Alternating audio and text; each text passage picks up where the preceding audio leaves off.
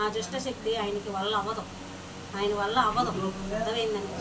ఎందుకు అని అంటే అన్నీ చేస్తాడు, దయాన్ని వదిలిస్తాడు. మనకి ప్రార్థన చేస్తే జ్యోతి అంటాం చూసావా, ఒక జ్యోతి. ఆ జ్యోతి, అదే జ్యోతి దీపం అంటారు, మేము దీపం అంటారు, మీరైతే జ్యోతి అంటారు. ప్రార్థనలో మీరు జ్యోతికే ప్రార్థన చేస్తారా? మామూలుగా దేనికి ప్రార్థన చేస్తారు మీరు? దేవుడికే ప్రార్థన చేస్తారు కదా.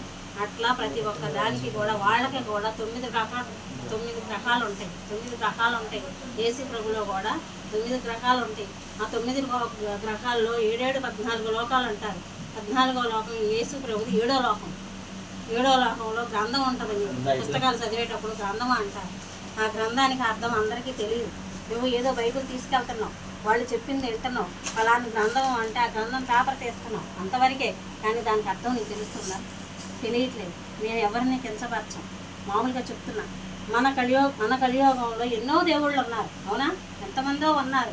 ఎంతమంది ఉన్నా కానీ ఏమంటున్నారంటే మా ప్రసాదాలు, మేము దేవుడు పెట్టిన ప్రసాదాలు మీరు తిన్నంటున్నారు. ఇప్పుడు నీకు ఒంట్లో బాగాలేదు చెప్తున్నా, ఎప్పటి నుంచో బాగాలేదు. ఇవాళ నేను తీయాల్సిన అవసరం నీకు లేదు కదా. మామూలుగా చెప్తాను, నీ దేవుడే తెస్తాడు, వెళ్ళిపో అంటే అదేమవుతుంది? ఏమవుద్ది? ఇప్పుడు ప్రార్థన చేసిన కాసేపు పక్కకి వెళ్ళిపోతుంది. ప్రార్థన చేసిన తర్వాత మళ్ళీ అది ప్రార్థన అయిపోయిన తర్వాత మళ్ళీ వచ్చేస్తుంది నీలో ఉన్న శక్తి. ఏమవుతుంది అప్పుడు? ఇప్పుడు నీ ఇంట్లో పరిస్థితి బాగాలేదు, 2 సంవత్సరాల నుంచి బాగోలేదు, అవునా? 2 సంవత్సరాలు మీ ఆయన చనిపోయిన కానీ కొంచెం పర్లా 2 సంవత్సరం బాగానే ఉంది. తర్వాత మిగతా 2 సంవత్సరాల నుంచి నీ అబ్బాయి విషయంలో కానీ నీ కుటుంబం విషయంలో కానీ బాగా ఇబ్బందులు పడుతున్నావు, బాధలు పడుతున్నావు. కానీ అయినా యేసుప్రభే అంటున్నావు, యేసుప్రభే, యేసు రక్తం అని ప్రార్థన చేస్తున్నావు. కాదని నేను అంటల్లా, చెయ్యొచ్చు. కానీ ఆ ప్రార్థన చేసినంతసేపు నీలో ఒక శక్తి వస్తుంది, ఒక బరువు వస్తుందా, ధైర్యం వస్తుందా, రావట్లేదా చెప్పున్నాను. చేసినప్పుడు ధైర్యం వస్తుంది. చేసి పక్కకి వెళ్ళిన తర్వాత, పడుకున్న తర్వాత, నీ ఇంట్లో పడుకున్నప్పుడు ఒక భయం అనేది వస్తుందా, రావట్లేదా? నిద్రపోవడానికి ముందు భయం వస్తుందా, రావట్లేదా? నిద్రపోయే ముందు భయం అనిపించదు కానీ పిరికితనంగా అనిపిస్తుంది. అదే పిరికితనం అంటే భయమేనమ్మా.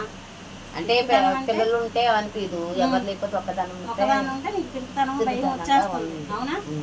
అట్లా దానికి మనం వేరేగా అంటలేదు. మామూలుగా నేను చెప్తున్న దేవుడి గురించి ఎప్పుడో కూడా అందరూ దేవుడు ఒక్కడే. యేసుప్రభు అంటే నీకు నచ్చాడు కాబట్టి నువ్వు వెళ్తున్నావు, మాకు నచ్చింది మేము చేసుకుంటున్నాం అంతే. కానీ నేనేం చేయమన్నా, బలవంతం చేయమన్నా, ఏంటి వేరే చెయ్యమ్మా, అలా చెయ్యమ్మా, ఇలా చెయ్యమ్మా నేను చెప్పానా? చెప్పలేదు. ఎన్ని సంవత్సరాలు రాకపోయినా కానీ, నీకు జరిగినా కానీ, నమ్మకం ఉన్నా కానీ నేనేమనుకోకుండా నీది నీకు నేను నయం చేశానా లేదా? చేశాను కదా. అది ఎందుకనంటే ఎప్పుడు కూడా ఒక దేవుడిని మనం కించపరచకూడదు. అర్థమైందా? దేవుడు అందరూ ఒకటే, కానీ నా దగ్గరకు రమ్మని నేను ఎప్పుడు అన్నాం. నీ బాధను తీర్చుకున్నావా లేదా, నాకు అది కావాలి. నా భార్య పిల్లడికి అవునా? అందుకనే నీకు వివరంగా చెప్పడానికే నేను కూర్చోబెట్టా, అంతేగాని నేను దేవుడిని కించపరచడానికి కాదని. యేసుప్రభు ఉన్నాడు, లేడని నేను చెప్పను. కాకపోతే ఏంటంటే ఇలాంటి వాళ్ళకి చేత కాదు. దైవం అంటే తీస్తాడు కానీ శక్తులు తీసే శక్తి ఆయనకి ఇంకా లేదు. మనం పరలోకం ఉంది, ఆయనకంటూ ఒక లోకం ఉంది, పరలోకం ఉంది. అక్కడ ఏం కనపడుతుంది అంటే అందంగా చెట్లు కనపడతాయి, చెట్లు, రోడ్లు, అందమైన గడ్డి, పూలు, తెల్ల పూలు.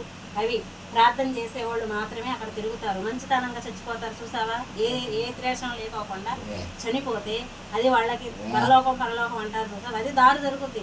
అక్కడి నుంచి అయినా భగవంతుడి దగ్గరికి వెళ్ళాల్సిందే. అక్కడ ఉండరు. చనిపోయిన తర్వాత పరలోకం ఉంది అనే అర్థానికే కానీ చచ్చిపోతే ఎవడైనా భగవంతుడి దగ్గరికి, ఏ దేవుడైనా ఒక దేవుడి దగ్గరికే వెళతారు. కానీ ఆ దేవుడు ఈ దేవుడు అనేది ఎప్పుడూ కూడా మనసు పద్ధతులు అనేది ఒక దేవుడి దగ్గర రాకూడదు. అది నీ దేవుడైనా ఒకటే, నా దేవుడైనా ఒకటే. అది ఒకటి నేర్చుకోమని చెప్తున్నాను. ఇవాళ నిన్ను నీ ప్రార్థన చేసుకోమన్నా కానీ నన్ను తలమని చెప్పలేదు, చెప్పారా? చెప్పలేదు కదా. దానికోసం నేను ఇంతసేపు నేను మాట్లాడింది దానికోసం. ఒక భగవంతుని ఎప్పుడూ కూడా కించపరచకూడదు. ఇవాళ ఇన్ని సంవత్సరాలు ఉన్నా మళ్ళీ ఆ భగవంతుడి దగ్గరికి వచ్చావా, రాలేదా? వచ్చావు కదా. రేపు నుంచి నీ ప్రార్థన నీదే, నా ప్రార్థన నాదే. నీకనేది నేను, నీ పిల్లలకి కానీ, నీ కుటుంబానికి కానీ నేనున్నానంట. కానీ నన్ను నువ్వు ప్రార్థించవసరంలా. నీ దేవుడిని నువ్వే ప్రార్థించుకో. నీ అవసరానికి రా, వచ్చి నువ్వు దేవుడు ఉన్నాడని చెప్పేసి నీది నువ్వు చూసుకొని వెళ్ళు. అర్థమైందా? అంతేగాని ఎప్పుడూ కూడా అక్కడికి వెళ్తే నాకు ఇలా ఉంది, నాకు ఇలా జరిగింది అనేది ఒక మనసులోకి రాకూడదు. అర్థమైందా? అది సరేనండి.